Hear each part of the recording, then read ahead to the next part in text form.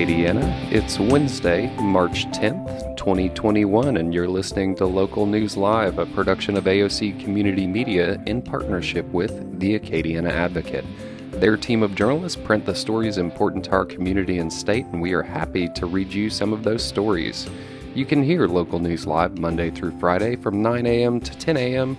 on AOC 1, the AOC Community Media channel on YouTube, and on Cypress Street Radio at aocinc.org/CS Radio. You can find the print versions of these stories and more at theadvocate.com. We couldn't bring you this community service without the generosity of our volunteer newsreaders. Today, we're joined by Daniel Rayburn. Daniel, welcome to Local News Live. Thank you for having me. All right, I'm going to get out of the way for the stories and listen on Cypress Street. Thank you. Good morning, Acadiana. It is my pleasure to be here with you once again. We have quite a few headlines to look at today, so we are going to dive right in. And today, we start with an update on COVID-19. And the headline reads, Vaccine eligibility expanded. Edwards, Louisiana numbers have, quote, stopped improving. And this is written by Blake Patterson. In an effort to stave off a fourth surge in coronavirus cases by using up available vaccine doses as soon as possible, Governor John Bel Edwards on Tuesday dramatically expanded eligibility requirements to include individuals aged 16 and older with underlying health conditions. The new guidelines open the floodgates on eligibility, allowing shots for anyone in the age range who is overweight, a past or present smoker, or has one of nearly 24 broadly defined health conditions, including asthma, cancer, chronic kidney disease, chronic obstructive pulmonary disease, Down syndrome, heart conditions, high blood pressure, obesity, sickle cell disease and diabetes, among others. The Pfizer shot is the only vaccine approved for those aged 16 or 17. Quote, "We didn't reinvent the wheel," Edwards said. "We took those conditions directly from the U.S. Centers for Disease Control and Prevention." The CDC has a list of underlying medical conditions that increase the risk of a COVID-19 infection turning deadly. Edwards said the vaccine is also now available for those who work in congregant settings like prisons, shelters, or group homes. The expansion comes as Louisiana enters a familiar and perhaps foreboding stage of the now year-long pandemic. Hospitalizations, deaths, and the rate of positive tests have all plateaued after declining from a post-holiday surge. Paired with rising case counts of more transmittable variants of the virus from the United Kingdom, health officials worry another spike is lurking around the corner.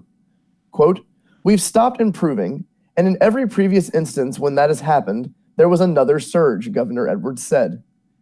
"We are literally in a race against transmission of the virus, especially the new variants." Vaccine providers in recent days also reported slack in their available appointments, Edwards said, indicating that they were ready and willing to accommodate more people. On Saturday morning, Ochsner Health Systems had 700 appointments available for the afternoon at the mass vaccination site at the Shrine on Airline in Metairie.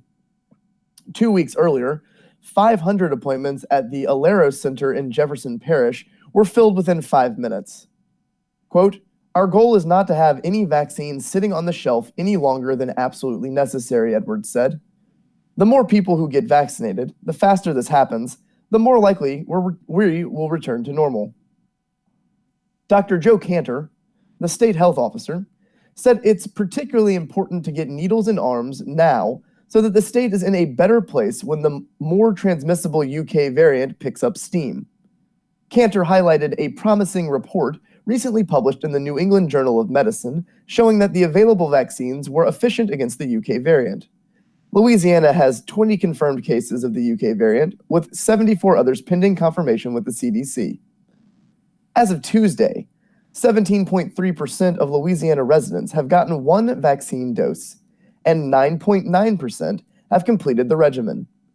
More people have been fully vaccinated now than have tested positive for COVID-19. The state expects its vaccine shipments to remain flat next week at around 100,000 doses. That doesn't include the one-shot Johnson & Johnson vaccine, which isn't expected for shipment again until the end of the month. Quote, It is very clear, as it has been for quite some time now, that the capacity of Louisiana to administer vaccine far exceeds the supply, Cantor said.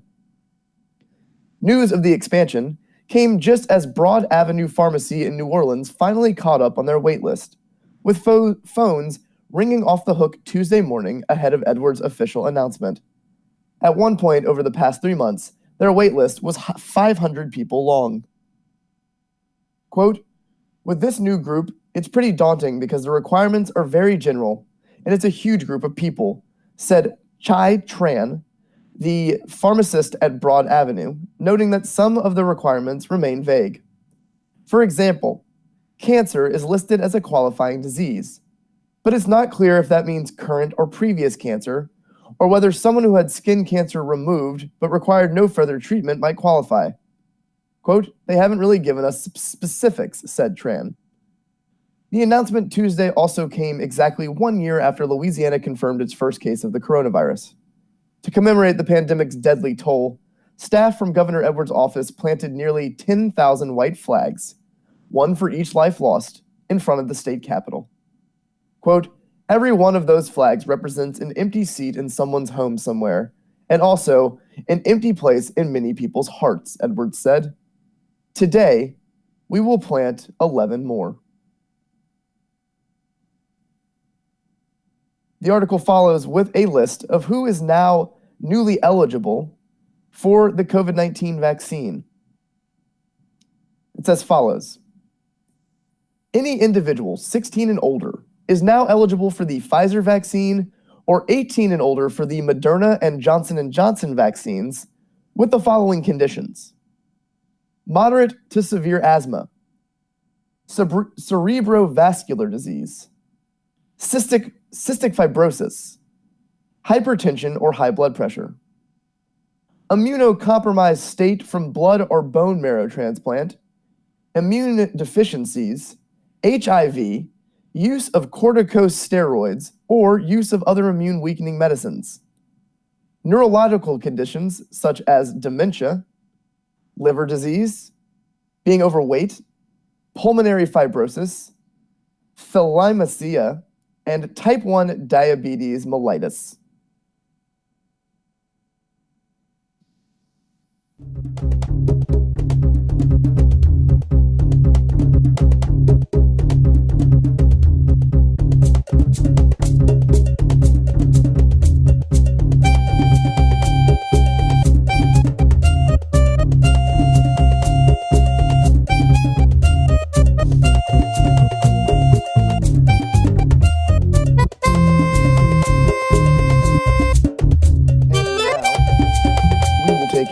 Break from our headlines for this PSA.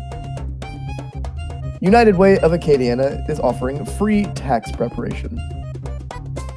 The United Way of Acadiana is offering free tax preparation services through its Volunteer Income Tax Assistance Program. The program provides low and moderate income individuals and families with free, reliable assistance with filing federal tax returns.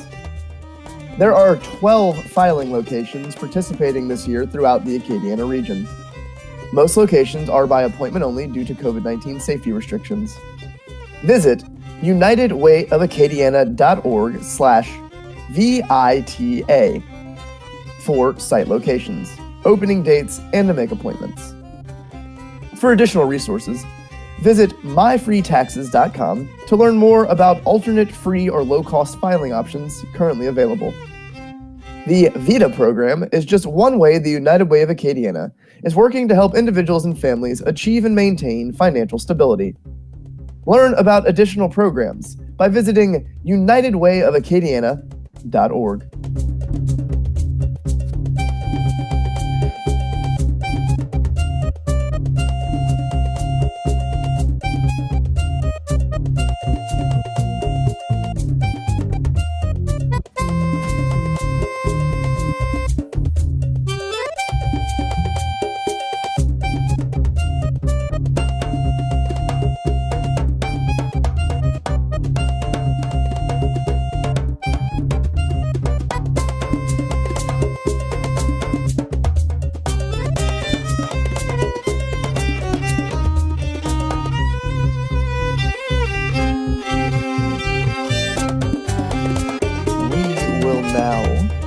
move back to our headlines from across the Acadiana area, starting with this. Pharmacist. New guidelines ease burden. This is written by Megan Wyatt. It's been an exhausting 2 months for Acadiana's independent pharmacist as they've tried to vaccinate as many eligible people as possible against the coronavirus. Their voicemail inboxes have been filled with messages from people hoping to schedule a vaccine appointment or be placed on a waiting list. By the time staff returned those calls, however, many people had either scheduled an appointment or received the vaccine elsewhere. Others didn't yet qualify for the vaccine. Quote, "We were having to sift through the waiting list to see who qualified and who didn't," said Courtney Petrie, owner and pharmacist of Courtney's Thriftway Pharmacy in Arnaville. "The pre-work has been the biggest problem, but all the pharmacists I know have been super motivated. People are getting vaccinated. That's the end goal, and that's been happening." Petrie and other local pharmacists said that the expanded eligibility for COVID-19 vaccines, which went into effect at noon Tuesday, will actually make their lives a bit easier. They'll have to worry less about people gaming the system and potentially waste some, since most of the state's adult population now qualifies for the vaccine. Quote, "I think this definitely makes things easier," said John Landry, a pharmacist at Town Pharmacy in Broussard and Farmers Drugs and Gifts in Youngsville. "We can give the vaccine to a lot more people now, and there will be less turning people away." Acadiana pharmacists saw a slight influx in calls Tuesday afternoon following Governor John Bel Edwards' announcement about the new criteria, which expands eligibility to adults of all ages with specific conditions, including those who are overweight or obese. Some pharmacists weren't even sure the governor had made the announcement, however, because they expected their phone lines to ring off the hook with the expanded criteria, which went into effect immediately. Quote, "The supply is much more improved," said David Molossaw, owner-pharmacist of Molossaw Pharmacy in Carencro. "Everything is going really good now that we're getting more of the vaccine each week." Molossaw said he's scheduled to administer about 300 doses of the Moderna vaccine this week and has another 600 doses scheduled for next week. He's eliminated a lot of the legwork for his employees by allowing those who qualify to be added to the pharmacy's wait list. The majority of Louisiana adults now qualify to receive the vaccine. Quote, "In the next few days, I see us having a little bit of a larger influx in calls," said Miles Stelly, owner-pharmacist of Bon Ami Pharmacy in Brobridge. "A lot of people have been patiently waiting, and they're going to schedule something as soon as they're eligible. But it won't be like it was the first few days. That was bananas. I don't see that happening again." Lafayette's new COVID-19 vaccine scheduling hotline saw an increase in calls Tuesday, and more importantly, an increase in calls that ended with a vaccine appointment. The hotline officially launched 1 day earlier, before those behind it realized the criteria would be expanding so soon. Quote, "With the new criteria, we didn't have time to turn away as many people," said Dr. Brittany Hebert, the Lafayette internist behind the hotline. We're officially 2 days old, and we've scheduled 200 vaccines. Some of those volunteers are putting in 8 or 9 hours a day. It's unbelievable the work that people are putting in to help get our community back on track.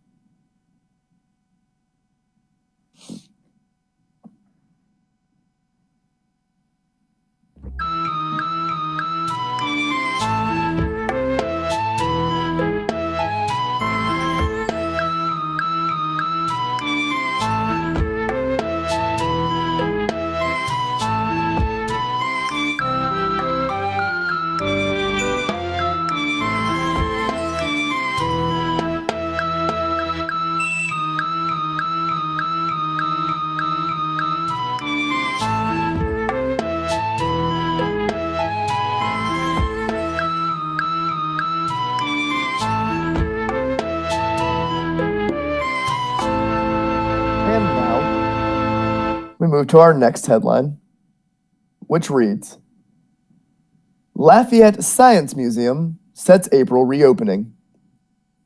Budget cuts, coronavirus, forced closure last year.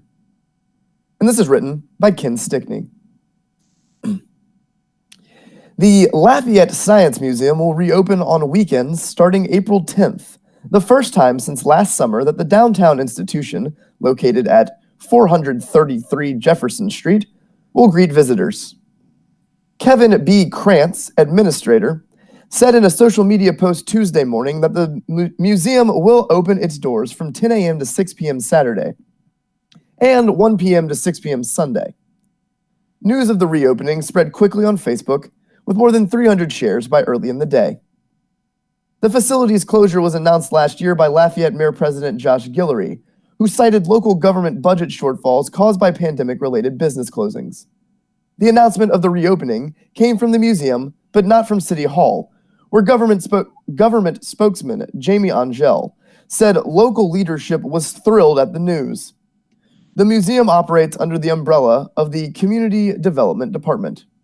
Quote, "Folks have missed it," Angel said, adding that his phone was, quote, "blowing up at the announcement." Angel said closings of the museum and other community development offsprings last year followed plunging tax receipts tied to COVID-19. He said the city faced a deficit of $18 million and an additional expected shortfall of $10 million, necessitating closings and layoffs.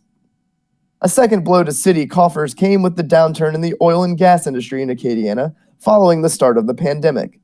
Much of the local economy is based on flourishing energy industry. The mayor-president suggested last May that the museum would have to take steps in the future to become more self-sustaining. Krantz said Tuesday that the museum has some plans, quote, "in the works" to accomplish that. This year's budget, passed last fall, included some money for limited operations at the museum, although the money was not promised to be reoccurring, Angel said. Krantz said the decision to reopen the museum, at least on weekends, was based on improving numbers for dealing with COVID-19 locally. He said much of the museum involves tactile exhibits, and the museum remained closed most recently out of caution for community health. Quote, "We have crossed a threshold on COVID-19 where we are being allowed to open up," he said. "We didn't want to take chances, being very careful about when we open." He said those who visit, admission cost $5 for adults, $2 for children, will see some new exhibits that were due to open just before the museum's closure in 2020. He said the museum will, quote, "start small and weigh community demand for more open days." He said at least some of the museum's schedule will depend upon local schools' decisions on if and when to take field trips. He said museum staff will also consider opening more days during the summer if the community seems eager to visit.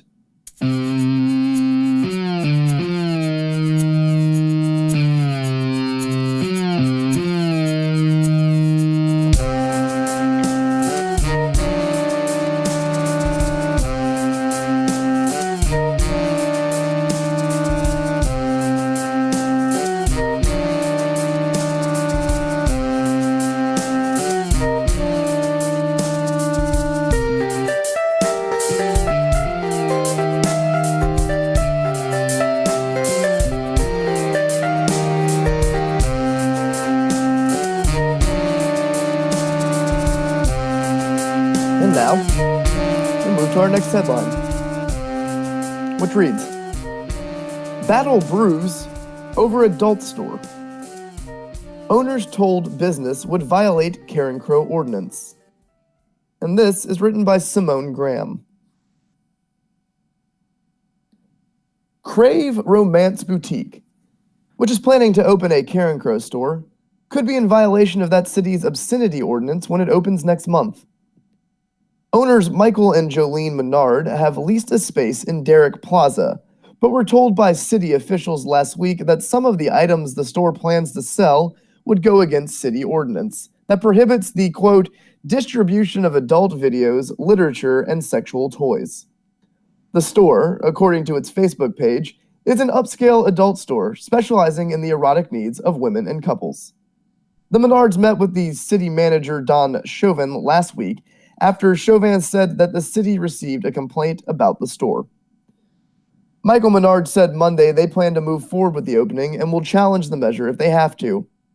Quote, "I think their starting point is that any sexually related material would be obscene," he said. "That's a real narrow definition.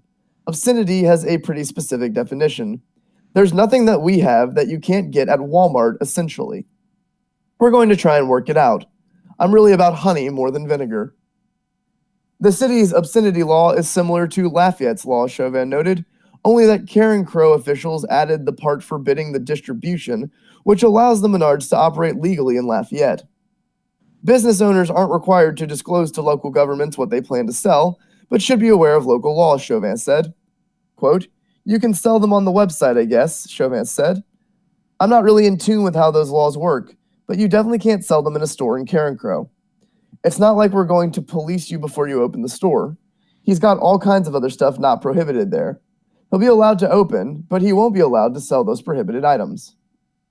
Menard said after meeting with Chauvin, he visited larger retail outlets in Karen Crow and bought $300 worth of items that he alleged were in violation of city's obscenity ordinances. He recalled a similar situation about 20 years ago when he opened their first store near Morgan City and were met with protesters at the beginning before the business took off. He said he would, quote, "absolutely litigate this if I have to, but I don't want to. I know for a fact that we have lots of customers that live in the Karen Crow area. We're willing to talk to whoever we need to talk to. We want to get the word out that there's this kind of archaic statute that I think he's looking at in an incorrect way." Chauvin said the city's obscenity ordinances has never been challenged, but said, quote, "ball is in his court. I thought about this all week," Chauvin said. "We're going to enforce our code." Chief David Anderson stands ready to enforce the code. The police department's job is to enforce our laws.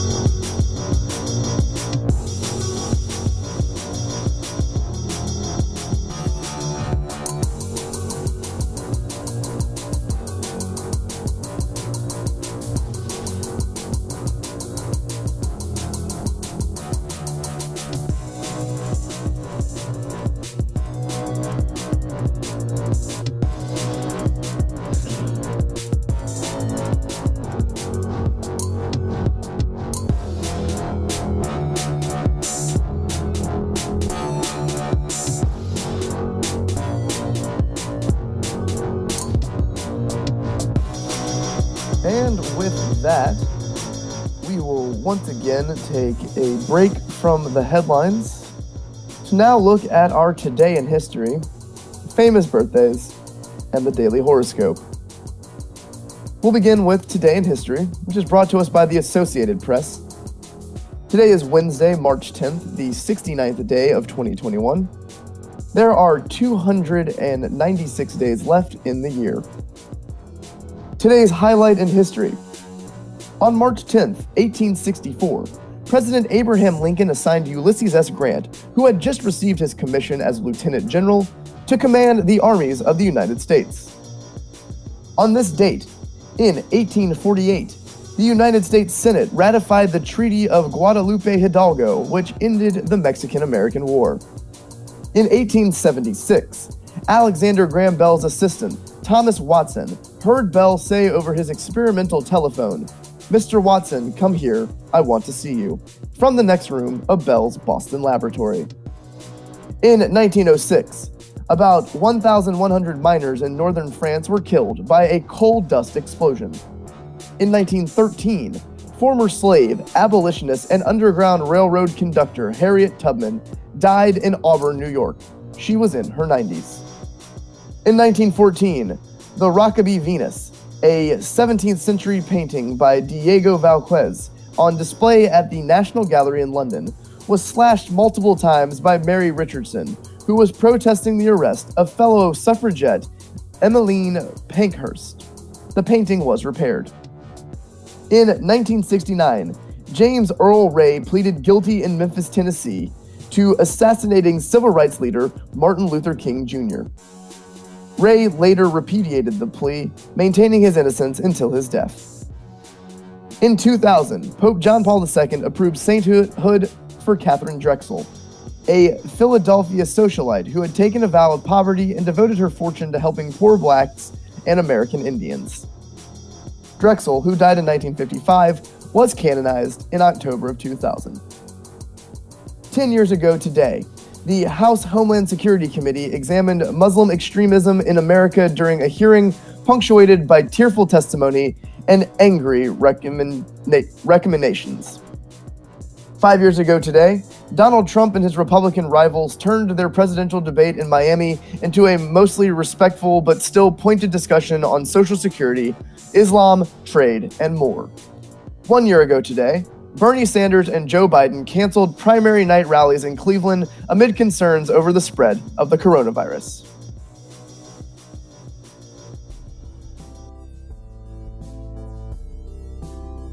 Now, we move to today's famous birthdays. We'll start with talk show host Ralph Emery, who's 88 today. Bluegrass and country singer-musician Norman Blake has turned 83. Actor Chuck Norris is 81 today. Singer Dean Torrance of Jane and Dean is also 81 today. Actor Katherine Houghton, who was in Guess Who's Coming to Dinner, has turned 79. Actor Richard Gant is 77 today. Rock musician Tom Schultz of Boston has turned 74. Former Canadian Prime Minister Kim Campbell is also 74 today. TV personality and businesswoman Barbara Corcoran of TV Shark Tank has turned 72. Blues musician Ronnie Earl is 68. Producer, director, and writer Paul Haggis is 68 as well. Alt country and rock musician Gary Louris is 66 today. Actor Shannon Tweed is 64. Pop and jazz singer Jenny Bryson has turned 63 today. Actor Sharon Stone is also 63. Rock musician Gail Greenwood has turned 61. Magician Lance Burton is also 61 today. Music producer Rick Rubin has turned 58. Rock musician Jeff Ament of Pearl Jam is also 58 today. Britain's Prince Edward has turned 57. Actor Stephen Mailer is 55. Actor Pageant Brewster is 52. Actor John Hamm has turned 50.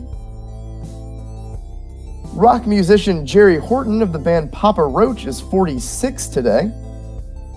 Actor Jeff Branson has turned 44. Singer Robin Thicke is also 44 today. And finally, actor Thomas Middleditch has turned 39.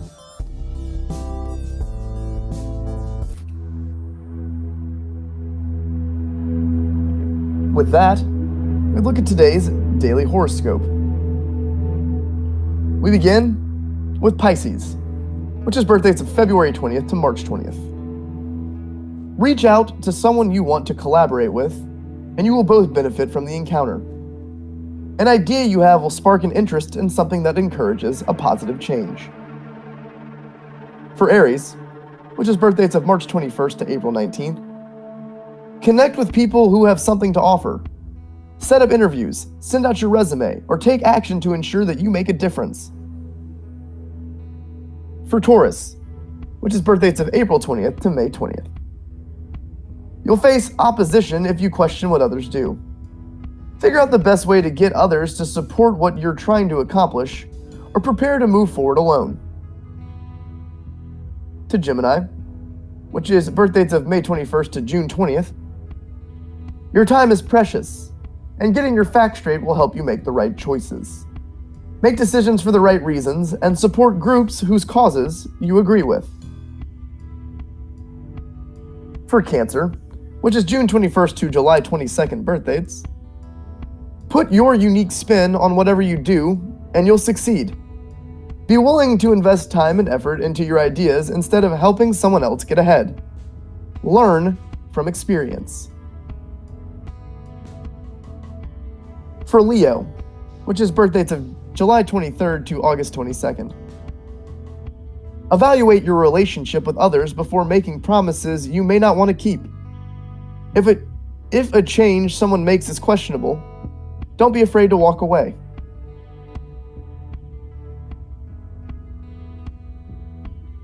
Now to Virgo, which is birthdays of August 23rd to September 22nd. Put any pent-up anger you're feeling to rest. Make the necessary adjustment to soothe your soul. Partnerships based on shared interest and beliefs will encourage you to be your best. For Libra, which is September 23rd to October 23rd birth dates, live life your way. Learn by watching others. Take the initiative to educate yourself about the things you want to pursue before investing money or precious time. Fix up your surroundings.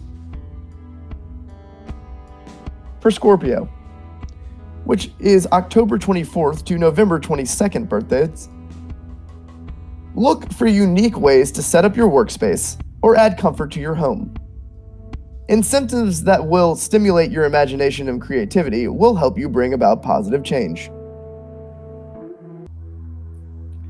For Sagittarius, which is November 23rd to December 21st birthdays, don't bank on someone being honest with you. Gather facts and verify the information before you take action. Use intelligence instead of emotion to avoid being misled. For Capricorn, which is December 22nd to January 19th birthdays, pay more attention to money matters, your job, and your responsibilities. Don't be afraid to make a change if something isn't working correctly. Don't tolerate a dysfunctional situation. And finally, for Aries, which is birthdays of January 20th to February 19th. Make changes at home that will make your life easier.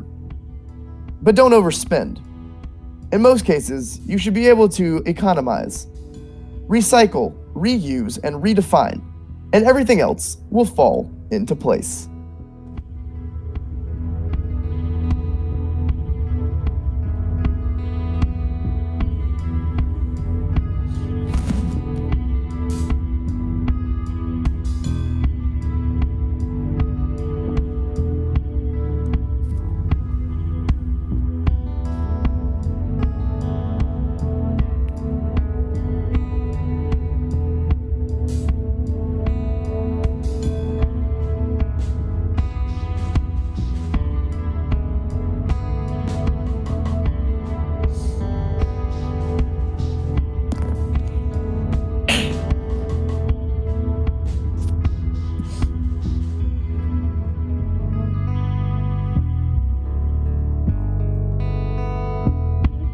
And now, we will continue on with headlines from across the Acadiana area.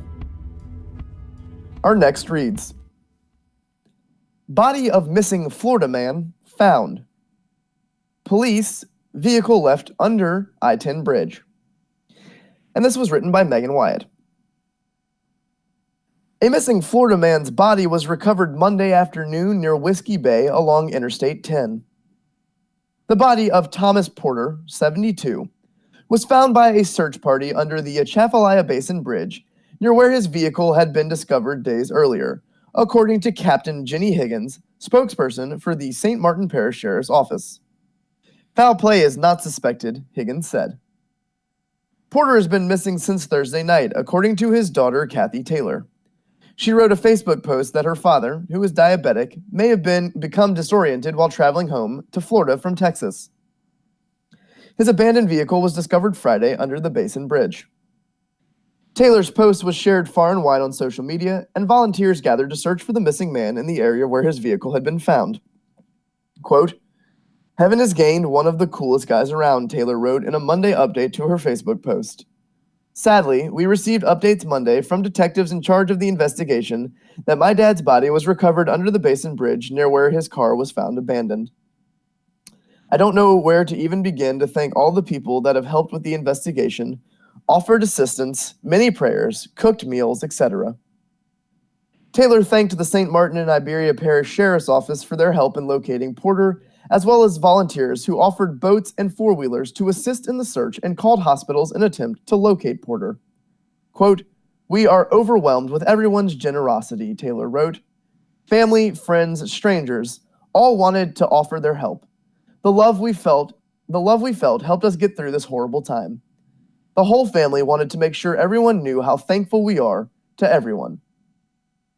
Porter will be remembered for his kindness and generosity, according to his daughter. Quote, "The family feels this is just an unfortunate accident," Taylor wrote. "My dad will be extremely missed. If you knew my dad, you would know how kind and sweet he was. If you needed anything, my dad was there to lend a hand or offer advice. He lived life to the fullest, and I will embrace all my wonderful memories."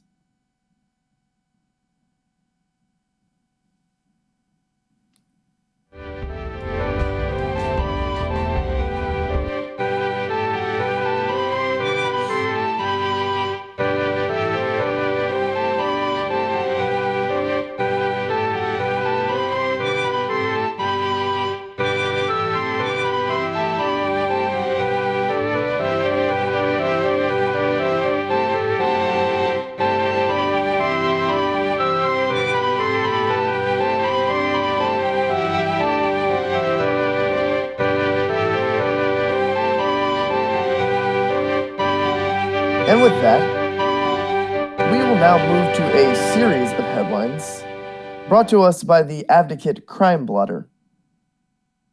Our first crime headline is Opelousas teacher accused of assaulting student. An Opelousas high school teacher has been cited for simple battery and placed on paid leave after police said she put her hands on a student, according to media reports. Police Chief Martin McClendon told KLFY that Patricia Brignick was accused of involvement in an incident where a student, wearing a Black Lives Matter sweatshirt, was grabbed and pushed.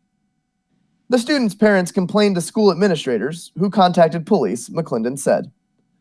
McClendon said an initial investigation revealed that Brignick approached a student and asked him to remove his shirt because it was not allowed on campus. Quote, "When the student advised that he had been given permission by a member of the school staff, Brignick allegedly grabbed the student's shirt and pushed him," McClendon said. McClendon said the teacher told the student to report to the office. The student refused, and McClendon said, in an attempt to force the student to go, the teacher grabbed the student.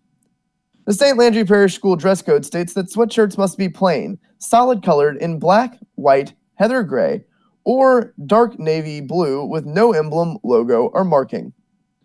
School system superintendent Patrick Jenkins told KATC TV the teacher has been placed on leave with pay pending an investigation. Our next crime headline reads, Arrest made in several area arsons. The State Fire Marshal's office on Tuesday announced several arrests made in multiple cases over the past few days, including cases in Opelousas and Lafayette. Naveen Sam, 24 of Lafayette, was arrested Sunday on one count of simple arson. He is accused of setting an ex-girlfriend's vehicle on fire in front of her home in the 500 block of Nicholas Street in Brobridge. An additional suspect, a juvenile, was also arrested in the case. Jonathan Senegal, 43 of Opelousas, was arrested Friday on one count of simple arson. He is accused of setting fire to the home he is renting in the 400 block of Homer Richard Road in Opelousas. The fire occurred on the afternoon of March 3rd. Jimmy Tim Terrell White, 49 of Manny, was arrested Saturday on one count of simple arson. He is accused of setting fire to an ex-girlfriend's home in June. The home was in the 2700 block of LA 474 in Floridian. No one was injured in the fire. Wesley Lackford, 61 of Bogalusa, was arrested Sunday on one count of negligent arson. He is accused of setting fire to a shed which spread to a nearby home with 7 people inside, including a 1-week-old baby. The house was in the 1800 block of Avenue G in Bogalusa. All occupants were able to escape safely.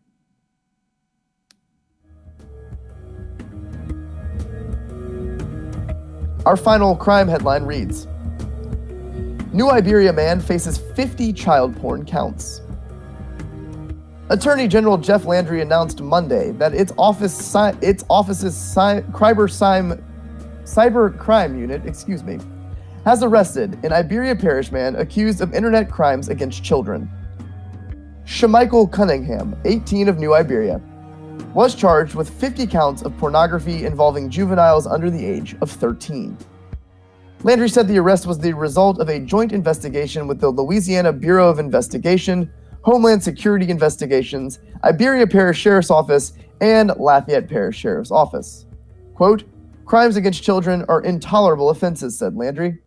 "My office and I are committed to using every tool we have to aggressively pursue child predators." Cunningham was booked into Iberia Parish Jail.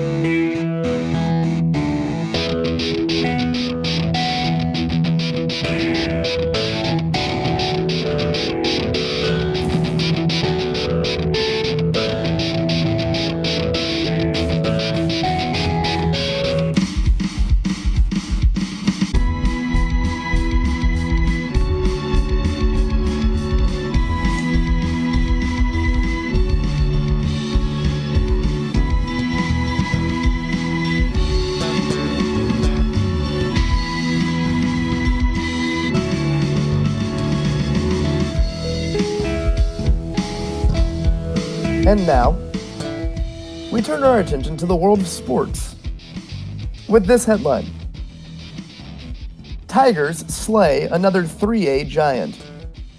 Number 11, St. Martinville, upends number 2, Wasman, 56-49. And this is written by Mike Kopich. Dadavisha Gabriel fired in 29 points to carry St. Martinville to a 56-49 win over Wasman in the LHSAA's Boys Basketball Tournament Class 3A semifinals on Monday at the Cajun Dome. The number 11 Tigers have now knocked off 3 higher-seeded squads in the number 6 Ville Platte, number 3 Sophie B. Wright, and the number 2 Wildcats, who finished the season with a 25-3 mark. Early on Monday, Wasman dominated. Wasman dominated, led by guard Devontae Austin, who finished with a team-high 19 points. The Wildcats used a 10-0 run to take a 22-12 advantage midway through the second quarter. Meanwhile, Gabriel started 0-6 from the floor. The 6'5" senior didn't get his first bucket until late in the second quarter, but he was on fire after that. Quote, "We knew we could beat them," St. Martinville coach Amira Jones said. "I guess we showed that tonight.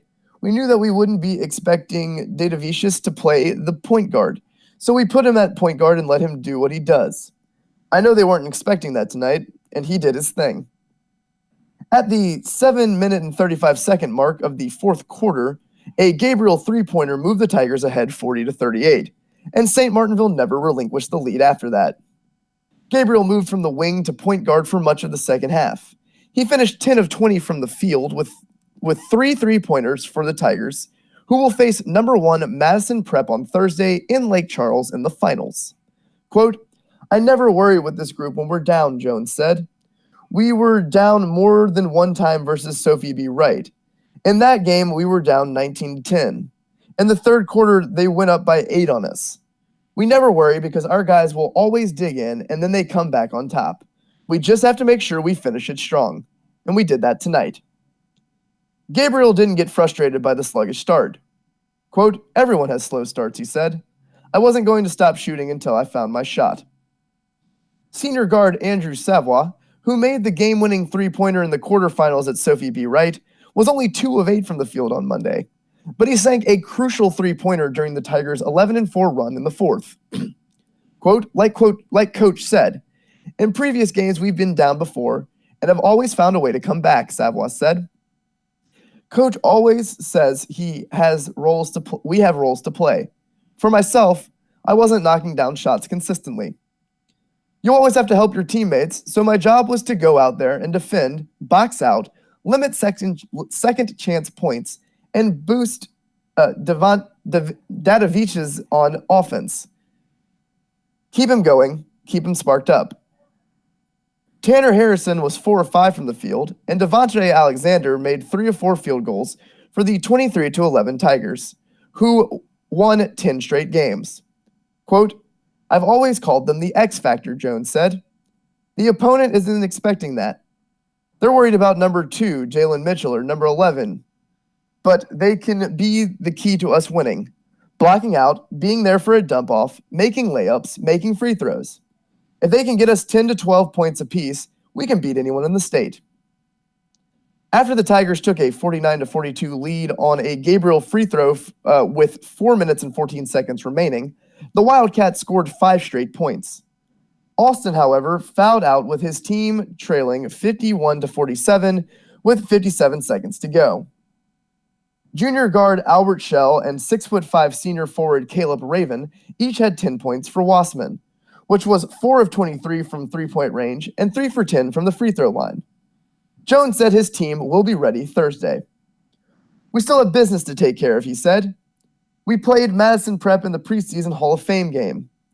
We were minus a bunch of players, and they pummeled us by 30. So it was just like when Wassman pounded us last year in the playoffs. Back then, our guys were a little younger, more nervous, and didn't have the experience of being in the quarterfinals and knowing the top 28 is one step away. I knew tonight we were ready to play, and we'll be ready to play Thursday night."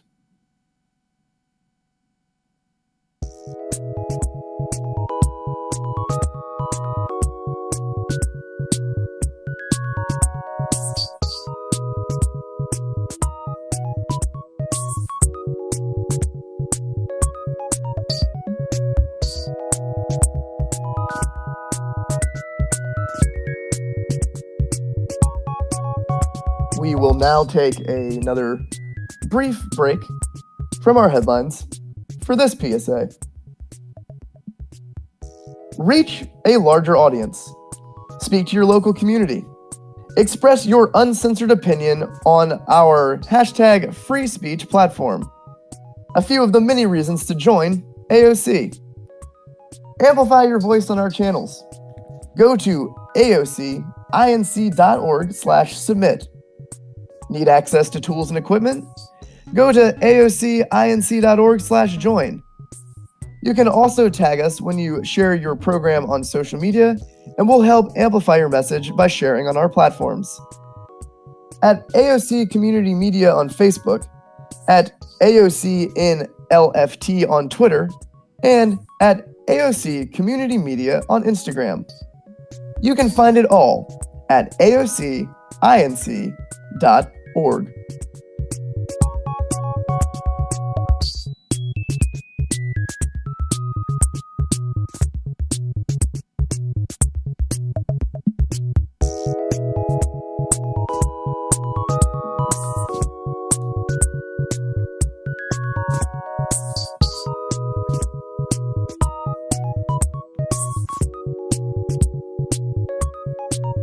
With that, we will now move to our next sports headline, which will also be our final headline of the morning. It reads, quote, "Measuring stick. Cajuns open critical stretch in schedule at Mississippi State on Wednesday." And this is written by Kevin Foote. It's the stretch of the game that caught the eye of many a UL baseball fan when the schedule was released. The critical 13-game stretch begins at 6 p.m. Wednesday against the Mississippi State Bulldogs at Dudy Noble Field in Starksville, Mississippi. Quote, "They're extremely well coached and they've got really good players," UL coach Matt Deggs said. "They have a history they're steeped in. They have a lot of expectations and a great fan base. There's a lot right now. They've sharpened up every week because they're in a great league. They get everyone's best punch because of who they are. It's an opportunity for us to be on a road against the number 2 ranked team who is ultimately going to have a great RPI." Wednesday's game is followed by a 3-game road series at Southern Mississippi, at Nicholls State next Tuesday, and then 4-game series against TCU and Coastal Carolina. Quote, "That's how I look at these games," Deggs said. "It's a challenge, and it's an opportunity for our guys to go in there and get after it and see where we're at. It's a great measuring stick." The expected pitching matchup to open the key stretch is a pair of southpaws in Austin Parham for the Cajuns, who currently sit at 9-4, and Houston Harding for the Bulldogs, who have a current record of 8-3. Perrin is coming off his first start of the season, throwing a one-hitter over 5 shutout innings with no walks and 7 strikeouts. Quote, "He was dynamite," Deggs said. "The outing was not taxing at all. He was in a rocking chair, and he could have stayed out there the entire game." He's a lefty that's real tough on righties. His fastball command was really good. He was crisp with the fastball. He had life on it. The change had great action, and he was also able to spin a breaking ball. Deggs suggested, quote, "all hands on deck in the bullpen after Perrin because of the significance of this game." Mississippi State will counter with Houston Harding, who is 1-1 on the season with a 1.74 ERA so far. This will be his third start, allowing just 5 hits, 4 walks, and striking out 15 in 101 and 3 innings on the season. Both teams are coming off winning 2 of 3 at home this past weekend. UL against Houston Baptist and Mississippi State against Kent State. Quote, "We've got to do a better job offensively," Deggs said, of scoring 13 runs in the weekend series. "We've got to have a better approach. We have to get after the fastball better, and we've got to get off to better starts offensively." While UL didn't score a ton of runs, it did hit 4 home runs this weekend. Quote, "No doubt about it," Deggs said. "With the power of the Jack, you're in every week and you have comeback ability. They've got the ability to win a game. You've got the ability to score quickly without having to string together hits. They've pitched us tough. With the power of the long ball, you have the opportunity to do something in one swing of the bat that might otherwise require a walk, move a runner, or 2-out knock. It was good to see that show up." So far, Carson Roccaforte, who has a 370 batting average and 9 RBIs, and Ben Fitzgerald, who's batting 350 with 2 home runs and 5 RBIs, are leading the way. Quote, "I like the way he played first base the other day," Deggs said of Fitzgerald. "He's just full of electricity at the plate. He's a speed and strength combo. I call him OKG. He's our kind of guy. He can run, and he can run the ball out of the ballpark." One of the bullpen options behind Perrin could be Connor Angel, who is facing a critical road trip for his role in the team moving forward. Quote, "I think it's of the utmost importance, and I think he's on the precipice of figuring out who and what he really is, because it's special what's in there," Deggs said. "I have a good feeling about the kid right now. I'll just say that." Deggs also said catcher Drake Osborne and pitcher Chipper Menard are both close to returning.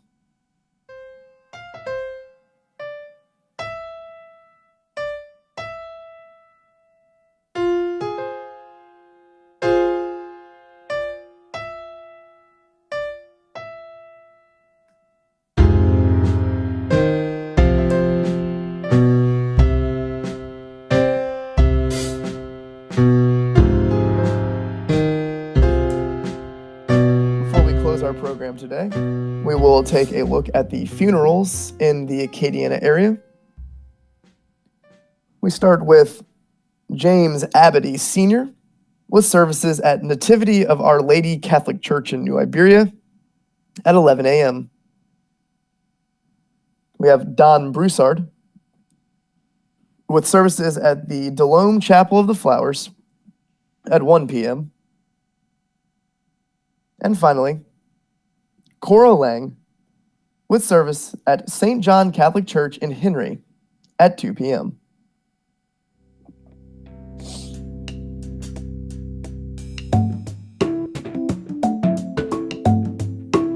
With that, this has been Local News Live for March 10th, 2021. And I have been your reader, Daniel Rayburn. Join us at 9 a.m. Monday through Friday on AOC 1, Cypress Street Radio, or the AOC Community Media channel on YouTube. You can read these stories and more at theadvocate.com and find out how to volunteer and more at aocinc.org. Thank you very much for joining us this morning. I hope you'll join us again tomorrow. Have a great day, Acadiana.